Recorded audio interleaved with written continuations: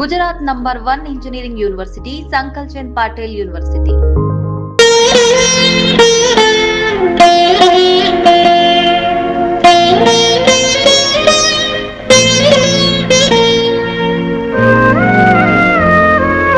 ఏమిటన్నయ్యా, అన్నం తినకుండా ఏదో ఆలోచనలో ఉండిపోయావు? ఏమీ లేదని ఒక్క మాట అన్నంత మాత్రం సరిపోతుంది అనుకున్నారా? ఈ మధ్య మీరు ఏ రోజు సరిగ్గా కడుపు నిండా భోంచేస్తారు, కంటి నిండా నిద్రపోయారు. రాత్రి మగళ్ళు ఆలోచనతో పిచ్చివాళ్ళ తయారవుతున్నారు. దీనికంతటి కారణం ఆ పరసామేగా. వాణ్ణి మాట అంటేనే తప్పంటారా? మీకు మనశ్శాంతి లేకుండా చేసేవాడిని ఏమన్నా తప్పులేదు. తప్పులు చేయటమే వృత్తిగా పెట్టుకున్న మనిషి గురించి, చట్టం పట్టుకోవాలనుకునే మనిషి గురించి మీరెందుకంటే ఆలోచించడం? అలాంటి నేరస్తుని మర్చిపోవాలండి. ఏ మనిషి అమ్మ కడుపులోంచి నేరస్తుడిగా ఈ లోకంలోకి అడుగు పెట్టడం? కాలవనే ప్రవాహంలో, విధనే తుఫాన్లో చిక్కుని చుట్టూ ఉన్న మనుషులు, పరిస్థితులు కారణంగా నేరస్తుడవుతాడు.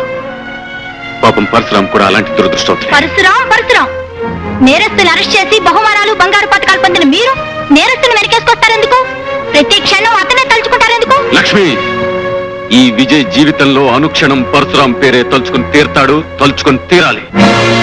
ప్రాణం పోయే ఆఖరి క్షణంలో కూడా ఈ విజయ్ గుండెల్లో మారుమ్రోగే పేరు పరశురామే. నాకు పుట్టుకనిచ్చింది తల్లిదండ్రులే అయినా ఈ బ్రతుకునిచ్చింది పరశురామే.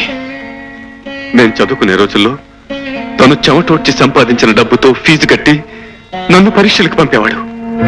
ఈ రోజు సూపరింట్ ఆఫ్ పోలీస్ అయి ఆఫీసర్ అనే బ్యాడ్జ్ నేను ధరించాను, నేరస్తుడనే ముద్ర తను భరించాడు. ఆ రోజు పరశురాం ఈ స్నేహితుడి కోసం తన బ్రతుకుని త్యాగం చేసి ఉండకపోతే అప్పుడు నా పరిస్థితి చదువు లేక, సరైన ఉద్యోగం లేక, కట్టుకున్న భార్యకు పట్టెడు అన్నం పెట్టలేక, సమాజంలో ఏ విలువ లేక ఎందుకు కాకుండా పోయేవాణ్ణి.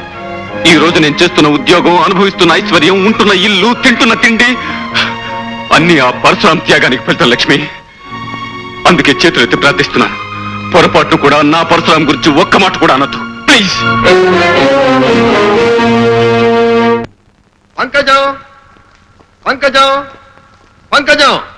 న్యాయం తెలిసిన జడ్జి గారు, జరిగిన సంగతి 10 మందిలోనూ చెప్పాలంటే నా మనసు సిగ్గుతో చచ్చిపోతుంది. అంతేకాదు బాబు, ఆ విషయం తలుచుకుంటేనే చాలు భయంతోనూ బాధతోనూ నా గుండె గిలగిలలాడిపోతుంది. నేను తెలిసి తెలియని వయసులో ఒక పెద్ద మనిషి మాటలు నమ్మి మోసపోయాను. నా కర్మ ఎలా కాలినా నా చిన్నారి చెల్లెలు స్వప్న బతుకు అలా కాకూడదనుకున్నాను. నా బతుకులా దాని బతుకు అస్తవ్యస్తం అవ్వకూడదని కష్టపడి చదివించుకున్నాను. ఓ మహారాజుకిచ్చి దాని పెళ్లి చెయ్యాలనుకున్నాను. బిడ్డా పాపలతో తను కలకలలాడుతూ కాపురం చేస్తుంటే చూడాలని కంపెడాసి పెట్టుకున్నాను బాబు. అయితే దేవుడుగాను ధర్మమూర్తిగాను మాకు పరిచయం అయిన పరశురాం బాబు హఠాత్తుగా ఒకరోజు తప్పతాగి మా ఇంటికి వచ్చాడు. నా గురించి, నా చెల్లెల గురించి అసభ్యంగా మాట్లాడాడు. నిద్రపోయి నా చెల్లెల్ని బలవంతంగా లేవదీశాడు. మగ దిక్కులేని నేను అతనికి అడ్డుపడ్డాను, అతని కాళ్ల మీద పడ్డాను. పెళ్లి కావలసిన నా చెల్లెలి జీవితాన్ని నాశనం చెయ్యొద్దని ఏడ్చాను, మొత్తుకున్నాను. అతను రాక్షసంగా నన్ను కాలితో తన్ని గోల పెట్టే నా చెల్లెల్ని భుజాల వేసుకుని తీసుకెళ్లిపోయాడు బాబు. ఆపై జరిగిన దారుణాన్ని ఒక ఆడదానిగా ఎలా చెప్పగలను బాబు, ఎలా చెప్పగలను? ఆ రోజు బాగా చీకటి పడింది సార్. నేను నా ఫ్రెండ్స్ తో ఓ పార్టీకి వెళ్లి కారులో తిరిగి వస్తున్నాను. సరిగ్గా పంకజం ఇంటెదురుగా ఉన్న కిళ్ళీ కొట్టు దగ్గరికి వచ్చేసరికి నా కిళ్ళి వేసుకోవాలనిపించింది. కారు దిగానో లేదో ఏడుపులు పెడబబ్బులు వినిపించాయి. ఏమిటా అని తల తిప్పి చూసేసరికి ఈ పరశురాం తాగిన మైకంలో ఓ అమ్మాయిని భుజం మీద వేసుకుని కారు ఎక్కుతున్నాడు సార్. అమ్మాయితో కారు ఎక్కేస్తున్నాడు అన్నారు కానీ ఇంతకీ మీరు అమ్మాయిని గుర్తుపట్టగలరా? దీపం వెలుగులో స్పష్టంగా కనిపిస్తే ఎందుకు గుర్తుపట్టలేను సార్? ఆ అమ్మాయి ఎవరో కాదండి, పంకజం చెల్లెలు స్వప్న. నేను భయంతో ఉనికిపోతూ అరిచి అరిచి సొమ్మసిల్లిపోతున్న సమయంలో ఆ నీచు నన్ను కారులో పడేశాడు. స్పృహ వచ్చిన నన్ను తన ఇంట్లో మంచం మీద పడేసి చేతులెత్తి మొక్కినా, గొంతెత్తి ఏడ్చినా వినిపించుకోకుండా నన్ను దారుణంగా, రాక్షసంగా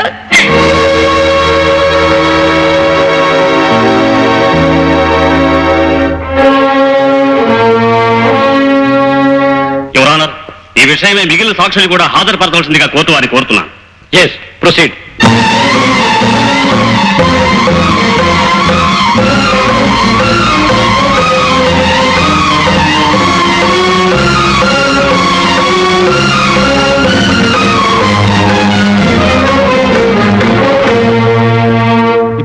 బాస్ కోర్టులో జరిగిన అబద్ధపు నాటకం ఇప్పటికైనా మీకు అర్థమైందా?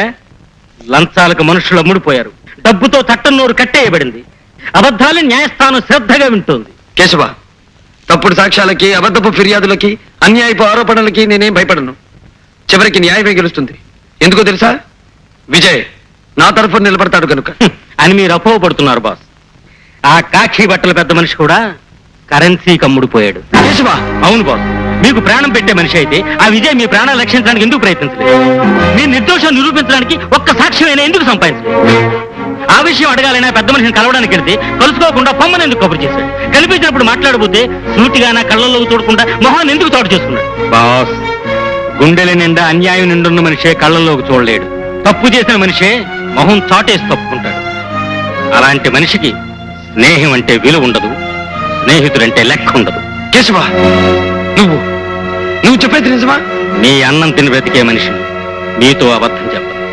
అబద్ధం చెప్పి మాతో సహకరించినందుకు నీకు 20,000, 20,000, 20,000.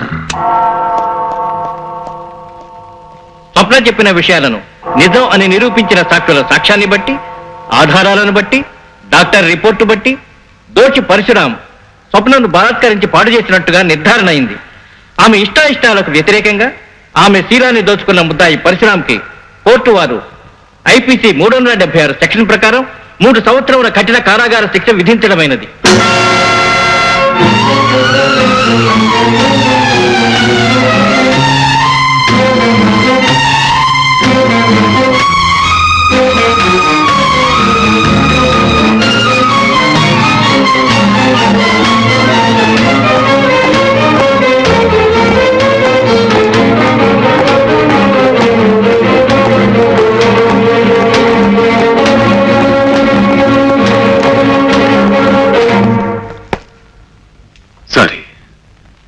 సారీ రాము.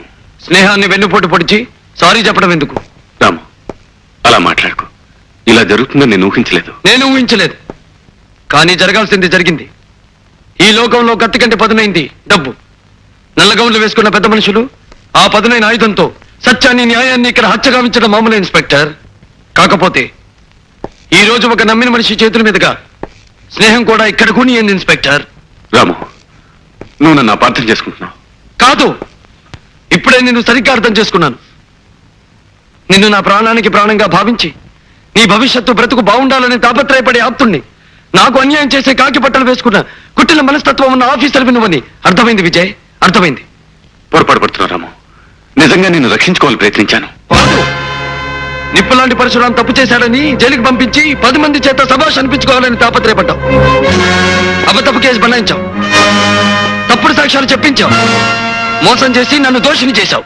రాము, ఈ మాటలంటున్నది నువ్వు కాదురా. నేరాలు, కుట్రలు, కుతంత్రాలతో మళ్ళీవైపోయిన నీ మనసు. రాము, నేను నా వృత్తి ధర్మాన్ని నిర్వర్తించాను. ఇన్స్పెక్టర్, నేను నిజంగా నేరం చేసి ఉంటే, వృత్తి ధర్మ ప్రకారం నువ్వు నన్ను అరెస్ట్ చేసి ఉంటే నిన్ను చూసి గర్వించేవాణ్ణి. కానీ నువ్వు వంచావు. రాముణ్ణి కాదు, పరశురాముణ్ణి, పగబట్టిన మనిషిని, నీ పాలిట నిప్పులాంటి మనిషిని, ఏదో రోజు నిన్ను నిలువునా దయించే నిప్పులాంటి మనిషిని.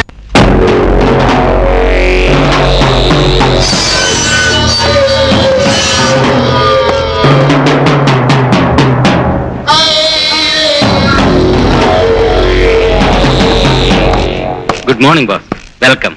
ఏం కేశవ, బాగున్నావా? బాగున్నాను బాస్, పదండి వెళదాం.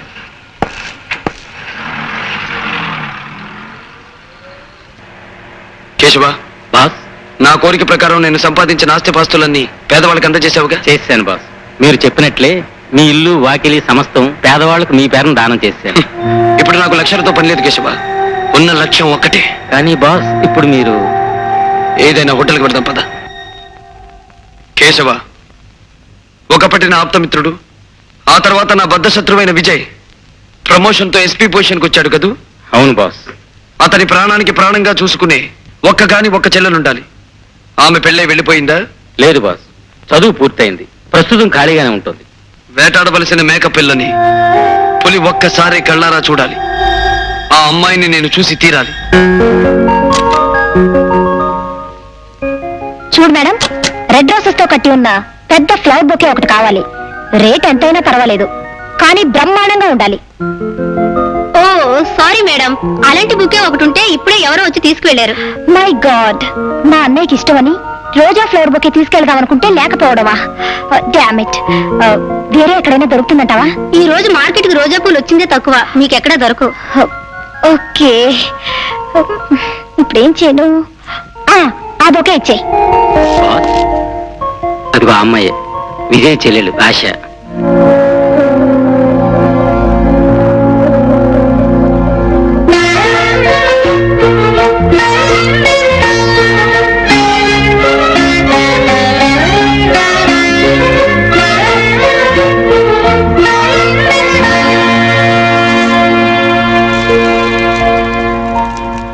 పోదామా? నీ పుట్టినరోజుకు నా శుభాకాంక్షలు. Thank you. Vijay, many many happy returns of the day. Thank you sir.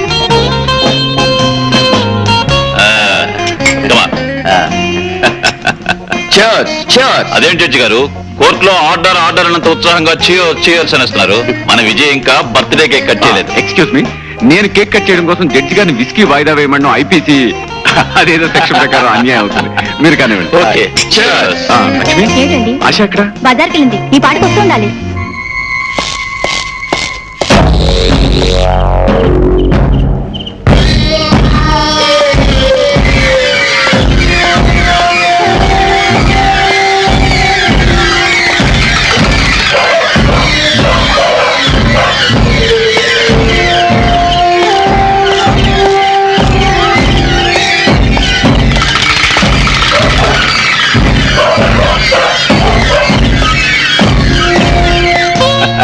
Mister Vijay, judge గారు మరో గ్లాస్ అందుకున్నారు. నువ్వు కేక్ కట్ చేయడం లేట్ చేస్తే ఆయన అవుట్ అయ్యే ప్రమాదం ఉంది. కాసేపు ఆగండి, మా చెల్లెలు ఆశ రాగానే కేక్ కట్ చేద్దాం.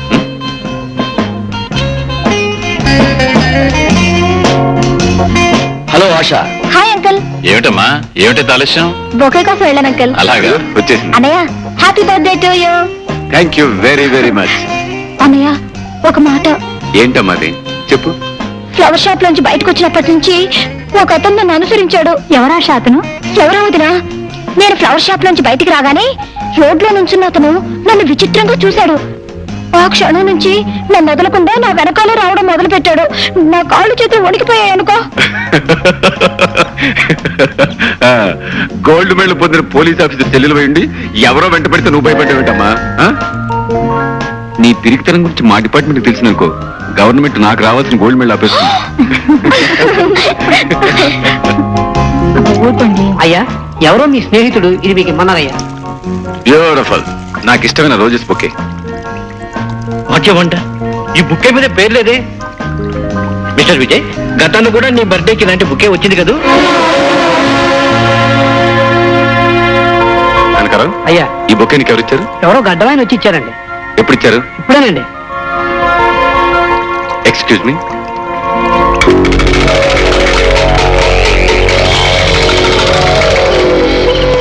రాము, నువ్వా? రే, నువ్వు ఇక్కడికి వస్తావని నాకు తెలుసు విజయ్. అందమైన ఆ పూల గుత్తిని చూడగానే నువ్వు అర్జెంటుగా ఇక్కడికి వస్తావని నాకు తెలుసు. నువ్వు జైల్లోంచి ఎప్పుడు బయటకు వచ్చావు? పెద్ద పోలీస్ ఆఫీసర్వి, మనుషుల్ని జైల్లోకి పంపడమే తెలుసు తప్ప వాళ్ళు ఎప్పుడు బయటకు వస్తారో నీకెందుకు తెలుస్తుందిలే. రాము, నన్ను అపార్థం చేసుకోకు. లేదు, నిన్ను బాగా అర్థం చేసుకున్నాను. అన్నట్టు ఈ రోజే మొదటిసారిగా నీ చెల్లెల్ని చూశాను. చాలా అందంగా ఉంది సుమా.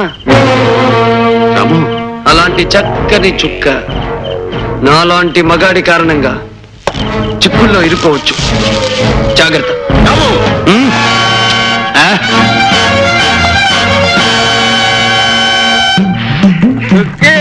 వచ్చావా మావా?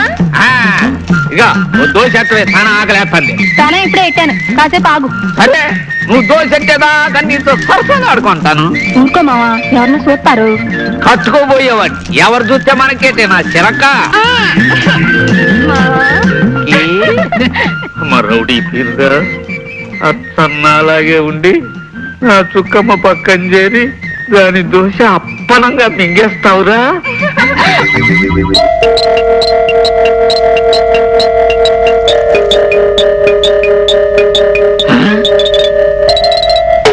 ఇదిగో దాదా.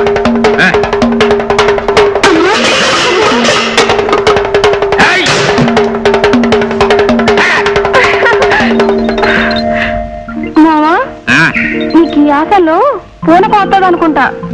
సరసంలో చెలరైపోతా ఉంటావు. ఇప్పుడేం చూసావే, పెళ్ళైన తర్వాత చూడు మనం ఏంటో. నా మామూలుది ఇప్పుడే కదా వస్తే డబ్బులు ఇచ్చాను, మళ్ళీ ఏంట్రా? మళ్ళీ రావడం ఏంట్రా? నేను వచ్చింది ఇప్పుడే కదా మామూలు తీసుకున్నాం, మళ్ళీ ఏంట్రా మామూలు?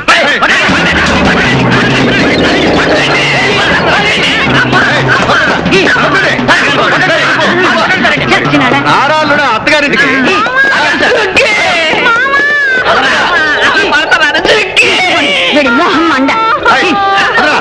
నువ్వు వెళ్ళిపోతున్నావా మావా?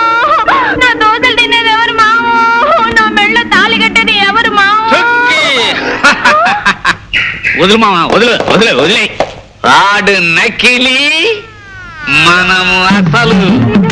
అవునే చుక్కి, నీ దోశలు తినేది నేనే, నీకు తాళి కట్టేది నేనే.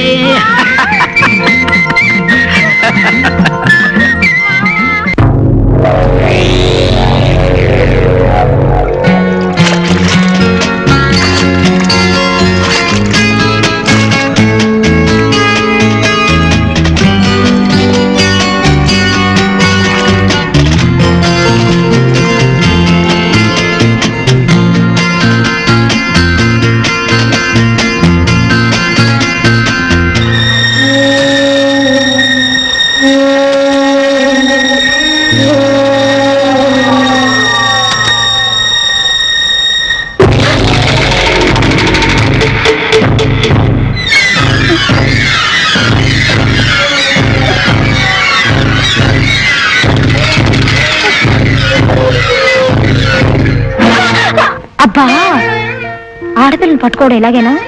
సారీ, ఎలా పట్టుకోవాలి మరి? ఆడపిల్లని మల్లెపూ అంత సున్నితంగా పట్టుకోవాలి.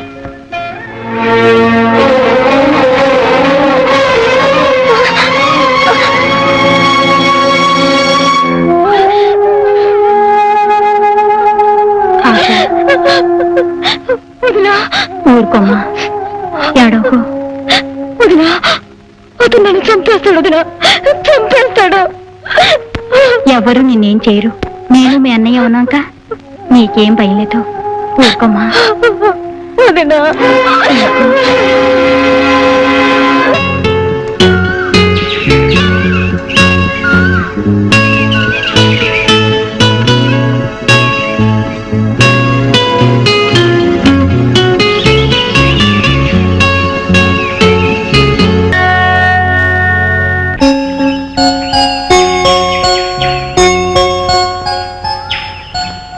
రాధ, ఆశ నీ రూపానికి ప్రతిరూపంగా ఉంది. రూపులోను చూపులోనూ ఆమె నీలాగే ఉన్నా నేను ఆమెను వదిలేది లేదు. విజయ్ని దెబ్బతీయడానికి, నా పగ చల్లార్చుకోవడానికి ఆశను నాశనం చేసి తీరుతాను.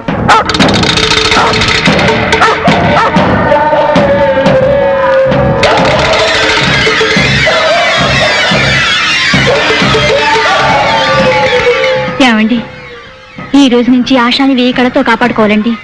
లేకపోతే వాడు ఎంతో దుర్మార్గానికైనా సిద్ధపడచ్చు. నా పంచదార చిలక, ఈ 3 ఏళ్ల పాటు నాకు కంటిన్యూస్ గా స్వర్గం చూపించేశావు. రోజుకో ముద్దుతో, పూటకో ముచ్చటతో నన్ను పిచ్చెక్కి చేసినందుకు నీ పేర ఒక డూప్లికేట్ తాజ్ మహల్ కట్టించాలనుందే. రేపే కాంట్రాక్టర్ని పిలిపిస్తాను. నిజంగానా బంగారు కొండ?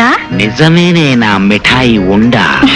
వెయిట్ వెయిట్ వెయిట్, నేను రౌండ్ వేసుకొస్తాను, ఆ తర్వాత చూసుకుందాం.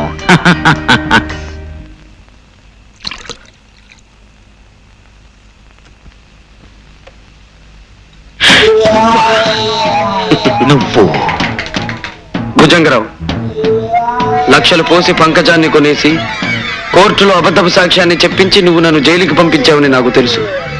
కాకపోతే ఇప్పుడు ఏ పాపం తెలియని ఒక అమాయకురాలను ఎందుకు చంపావో నాకు తెలియడం లేదు. ఏమిటి వాగుతున్నావు? మందు పుచ్చుకోకుండానే తప్పుడు కోతలకు వస్తున్నావే.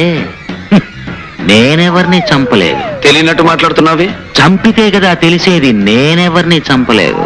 ఆ? మ్మ్. అలాగా? మ్మ్. అయితే నాతో రా.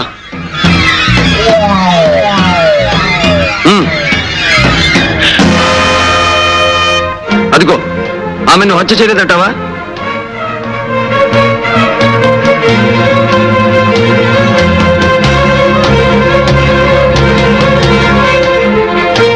నేను హత్య చేయటమేమిటి? నా స్వప్నం నేనెందుకు చంపుతాను? నో, నేను ఈ హత్య చేయలేదు. నాకేం సంబంధం లేదు. ఆ? నువ్వు చెప్పినంత మాత్రాన చట్టం కోర్టు నమ్ముతుందనుకుంటున్నావా? ఇల్లు నీది, ఈ పడగది నీది, ఈ మంచం నీది కాదంటావా? అంత మాత్రాన నేను హంతకుండా ఎందుకు అవుతాను? నువ్వు ఖరీదు కొనుకొచ్చి నా స్వప్నం మీద నీకు ముచ్చట తీరిపోయింది. ఆమెని బ్రతుకి అడ్డు రాకూడదనుకున్నావు, అందుకే పొడిచి చంపావు. దానికి సాక్ష్యంగా ఆ కత్తి మీద నీ వేలిముద్రలు కూడా ఉన్నాయి. మరిప్పుడు కోర్టు ఏం తీర్పు చెప్తుందంటావు? నో, ఇదంతా మోసం, దగ. నువ్వు నన్ను అన్యాయంగా అబద్ధాలతో విషవలయంలో ఇరికించాలని చూస్తున్నావు. అవును, అది నీ దగ్గర నేర్చుకున్న విద్య. అబద్ధాలతో అన్యాయంగా నన్ను నాడు వల్ల ఇరికించి జైలు పాలు చేశావు. ఈ రోజు అదే పద్ధతిలో నువ్వు ఉరికంబం ఎక్కబోతున్నావు భుజంగరావు, ఉరికంబం ఎక్కబోతున్నావు. నో, నాకు ఉరి శిక్ష పెట్టు. నేను ఉరికంబం ఎక్కను, పారిపోతాను. చట్టం నుంచి దూరంగా పారిపోతాను. I will run away from the law. I will run away from the లా.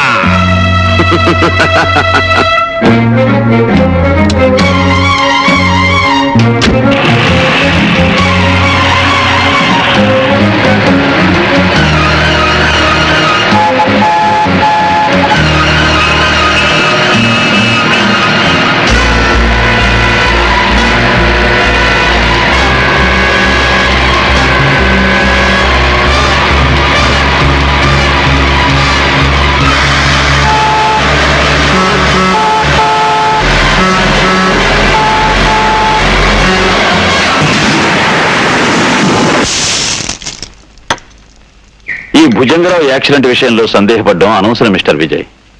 సాక్ష్యాలను బట్టి, జరిగిన యాక్సిడెంట్ విధానాన్ని బట్టి అది భుజంగరావు తొందరపాటు వల్ల జరిగిన యాక్సిడెంట్ ఏం తెలుస్తోంది. బట్ వన్ థింగ్ సార్, ఈ ప్రమాదం వెనక పరశురామ హస్తం ఉందని నాకు ఖచ్చితంగా అనిపిస్తోంది. You are mistaken. గూర్ఖా సాక్ష్యాన్ని బట్టి కార్ డ్రైవ్ చేసి వెళ్ళింది భుజంగరావు ఒక్కడే. కంట్రోల్ తప్పి అతను కార్ డ్రైవ్ చేయడం చూసిన సాక్ష్యాలను బట్టి సార్, సాక్ష్యాలు ఆధారాలు ఎన్నున్నా భుజంగరావు మరణానికి కారకుడు పరశురామని నమ్ముతున్నాను. అంత వేగంగా అసలు అతను కారు ఎందుకు నడిపాడు? ఎవరి భయం కారణంగా అతను అంత ఆందోళనగా బయలుదేరాడు? అసలు అతని ఇంట్లో ఉండే అమ్మాయి ఏమైంది, ఎక్కడుంది?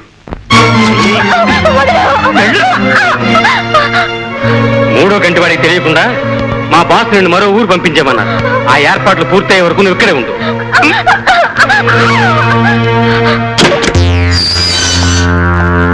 సలాం జాకీ సాబ్, సలాం. రండి.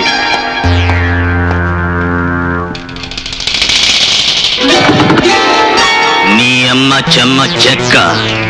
నేను జైలు పాలవడానికి కారణమైన ఆ ఇన్స్పెక్టర్ విజయ్ని, వాడికి మన విషయం హింట్ ఇచ్చిన పరశురాముని వదిలిపెట్టకూడదు మస్తాన్. వాళ్ళిద్దరిని జాయింట్ గా దెబ్బతీయాలి. దాందేముంది సాబ్, నువ్వు తలుసుకుంటే అర్ధనారీశ్వరుని కూడా ఎడగొట్టేయగలవు. అందుకే మస్తాన్, ఇవాళ నుంచి వాళ్ళిద్దరినీ ఓ కంట కనిపెట్టాలి.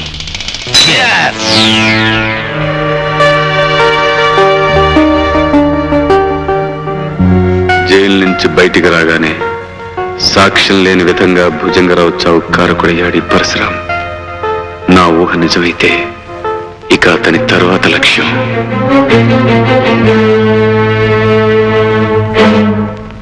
పద్మావతమ్మ, అమ్మాయికి కలెక్టర్ గారి సంబంధం చేస్తున్నందుకు మాకందరికి చాలా సంతోషంగా ఉంది. అంతా భగవంతుడి దయపిండి గారు. అవునమ్మా, నిజమే. మరి ఏమిటి ఎస్పీ గారు హఠాత్తుగా ఇలా వచ్చారు? నీకో ముఖ్యమైన విషయం చెప్పాలి పంకజం. పంకజం పేరెత్తకండి బాబు. ఇప్పుడు పద్మావతి పేరుతో 10 మందిలోనూ మర్యాదగా బ్రతుకుతున్నాను. విషయం ఏమిటో చెప్పండి. పరశురాం జైలు నుంచి రిలీజ్ అయ్యాడు. పరశురాం? అంతేకాదు, భుజంగం చావుకు అతనే కారణం ఉన్న ఉద్దేశం. శుభవాణి నా కూతురు పెళ్లి చేసుకుంటుంటే ఈ కబురు ఏమిటి బాబు? ఇప్పుడు ఏం జరుగుతుందో ఏమో. నీ ఇంటి చుట్టూ మా మనుషులు 1000 కాళ్ళతో కాపలా కాస్తున్నారు. అతను ఇక్కడికి రావటం అసంభవం. బాబు, నేను పంకజం అనే పాత పేరుని, పాత జీవితాన్ని పూర్తిగా చెరిపేసి మర్యాదస్తురాలుగా మారిపోయాను. ఈ సంఘంలో ఒక గౌరవమైన స్థానాన్ని సంపాదించుకున్నాను. ఈ పెళ్లికి వచ్చిన పెద్దలు ఎవరికి నా పాపిష్టి బ్రతుకు గురించి ఏమీ తెలియదు. అందుకే నా ఒకగానొక కూతురు పరువు ప్రతిష్టలున్న పెద్దింటి కొడలు కాబోతుంది. ఇలాంటి పరిస్థితుల్లో ఆ పరశురాం ఇక్కడికి వచ్చాడంటే నా చరిత్ర బట్టబయలవచ్చు, నా కూతురు పెళ్లి ఆగిపోవచ్చు. అందుకే ఎస్పీ గారు ఈ రాత్రికి ఆ పరశురాం ఇక్కడికి రాకుండా చూడండి. నా కూతురు మెడలో 3 ముళ్ళు పడ్డాక వాడు నన్నేం చేసినా బాధ లేదు, భయం లేదు. చూడు, నువ్వు అనవసరంగా కంగారు పడుకో. నీకు ధైర్యంగా ఉంటుంది అంటే ఈ పెళ్ళేంత వరకు నేను ఇక్కడే ఉంటాను. ఆ పని చేయండి బాబు, మీకు బతికంతా రుణపడి ఉంటాను. హలో, ఎవరు? ఎస్పీ బాబు కావాలా? ఒక నిమిషం ఉండండి. హలో, ఎవరు? ఆశానా? ఏమైందమ్మా, ఎందుకు అడుస్తున్నావు? నీ వదిన ఇంకా రాలేదా? మై గాడ్, నేను ఇప్పుడే బయలుదేరి వస్తున్నాను. భగవంతుడా, బతుకంతా తప్పులు పాపాలు చేసినందుకు నన్ను ఎంతైనా శిక్షించు, కానీ నా కన్న కూతుర్ని మాత్రం కాపాడు. తను పెళ్లి చేసుకొని ఏ కలతలు కల్లోలలు లేకుండా చల్లగా ఉండేటట్టు చూడు స్వామి. ప్రార్థనలు చాలులే పంకజం. పాపం చేసిన నీలాంటి పతిత కళ్ళల్లో నీళ్లు చూస్తుంటే మండే ఎడారిలో వాన కురుస్తున్నట్టుగా చాలా ఆశ్చర్యంగా ఉంది పంకజం. పరశురాం బాబు పేరు గుర్తుంది కదా, పతిత పంకజం. సమాజంలో హై క్లాస్ సొసైటీకి సంబంధించిన పద్మావతి దేవిగా మారిపోగానే నన్ను మర్చిపోయిందేమో అనుకున్నాను, కానీ గుర్తున్నానన్నమాట. పంకజం, సంఘంలో పరువు ప్రతిష్టలున్న ఆ కలెక్టర్ గారి కుటుంబానికి నువ్వెవరవు, నీ అసలు చరిత్ర ఏమిటో తెలిస్తే నీ కూతురి పెళ్లి జరుగుతుందంటావా? జరగదు.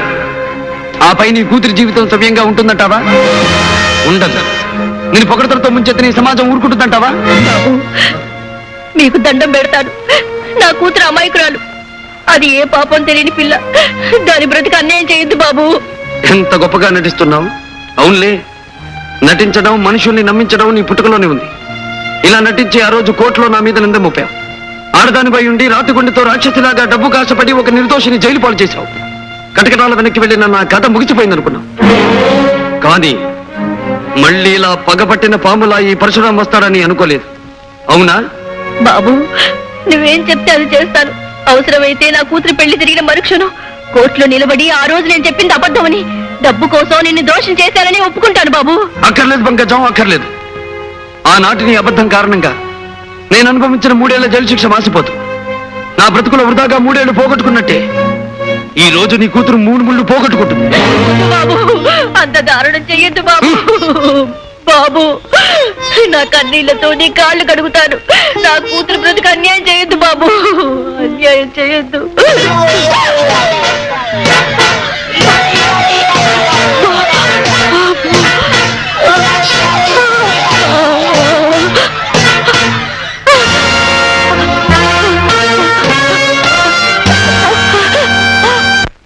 అర్ధరాత్రి హత్యలు చావులు మనకెందుకు?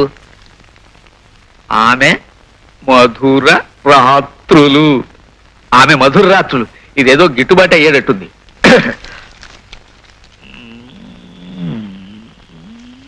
ఆశా, ఏమిటి సార్, ఏమిటి కంగారు, ఏమైంది? మీ అమ్మగారు ఆశ ఎక్కడ? వాళ్ళిద్దరు మధ్యాహ్నమే బజార్గానే వెళ్ళారు సార్. లక్ష్మి, ఇంతసేపు మీ ఇద్దరు ఎక్కడికి వెళ్ళారు? మేము షాపింగ్కి వెళ్ళి అటు నుంచి మూర్తి అంకుల్ గారింటికి వెళ్ళాం. మరైతే నాకు ఫోన్ చేసింది ఎవరు? మేమేం చేయలేదన్నయ్య. అయితే దీనికి కారణం, మై గాడ్. ఏమండి ఏమండి,